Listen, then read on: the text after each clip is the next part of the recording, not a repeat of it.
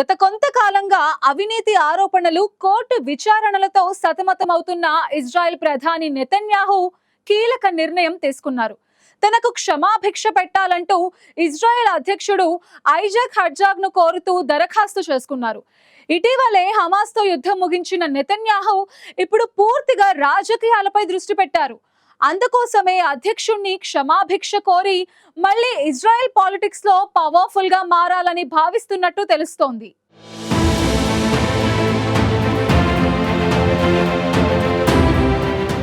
Israel రాజకీయాల్లో కీలక పరిణామం చోటు చేసుకుంది. ఇటీవలే హమాస్తో యుద్ధాన్ని ముగించిన నెతన్యాహు ఇప్పుడు రాజకీయాలపై దృష్టి పెట్టారు. అవినీతి ఆరోపణల నేపథ్యంలో క్షమాభిక్ష కోసం అధ్యక్షుడు ఐజాక్ హెర్జాగ్కు ఒక అభ్యర్థనను సమర్పించారు. ఈ దరఖాస్తును అధ్యక్ష కార్యాలయంలోని న్యాయ విభాగం పరిశీలనకు పంపింది. ఈ పరిణామంపై అధ్యక్ష కార్యాలయం కూడా వెంటనే స్పందించింది. నెతన్యాహు చేసిన ఈ అభ్యర్థనను అసాధారణమైన అభ్యర్థనగా అభివర్ణించారు. అంతేకాకుండా ఈ విషయం అనేక చిక్కులు ముడిపడి ఉన్నాయని, దీనిని తేలికగా తీసుకోలేమని కూడా అధ్యక్ష కార్యాలయం పేర్కొంది. నెతన్యాహుపై ప్రస్తుతం 3 వేర్వేరు కీలక కేసులు నడుస్తున్నాయి. వీటిలో ఆయనపై ఉన్న ప్రధాన అభియోగాలు మోసం, నమ్మకద్రోహం, లంచాలు తీసుకోవడం. నిజానికి ఈ విచారణల కారణంగా నెతన్యాహు ఇజ్రాయెల్ చరిత్రలోనే విచారణకు హాజరైన ఏకైక ప్రధానిగా నిలిచారు. ఆయన తన పదవిని దుర్వినియోగం చేస్తూ కొంతమంది సంపన్న రాజకీయ మద్దతుదారులకు అనుకూలంగా వ్యవహరించారనే అభియోగాలు కూడా నెతన్యాహుపై ఉన్నాయి. అయితే ఈ ఆరోపణలను నెతన్యాహు మొదటి నుంచి ఖండిస్తూ వస్తున్నారు. ఇప్పటి వరకు ఆయన ఏ కేసులోనూ దోషిగా నిరూపించబడలేదు.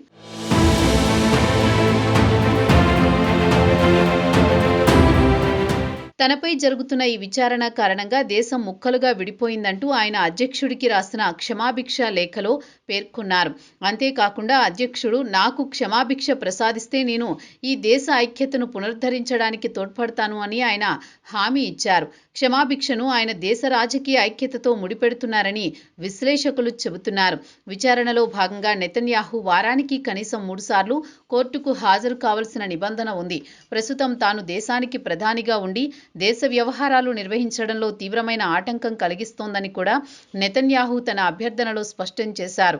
ప్రధానిగా తన పనిని సమర్థంగా చేయాలంటే ఈ కోర్టు హాజరు నిబంధన నుంచి ఉపశమనం పొందడం అవసరమని ఆయన వాదిస్తున్నారు. నెతన్యాహు క్షమాభిక్ష కోరడం అంతర్జాతీయ స్థాయిలో కూడా చర్చనీయాంశమైంది. అమెరికా అధ్యక్షుడు ట్రంప్ స్వయంగా ఇజ్రాయెల్ను ఉద్దేశించి నెతన్యాహును క్షమించండి అని బహిరంగంగా కోరారు. ట్రంప్ విజ్ఞప్తి చేసిన కొద్ది రోజుల వ్యవధిలోనే నెతన్యాహు అధికారికంగా దరఖాస్తు చేసుకోవడం అనేది ఈ పరిణామానికి మరింత ప్రాధాన్యతను పెంచింది.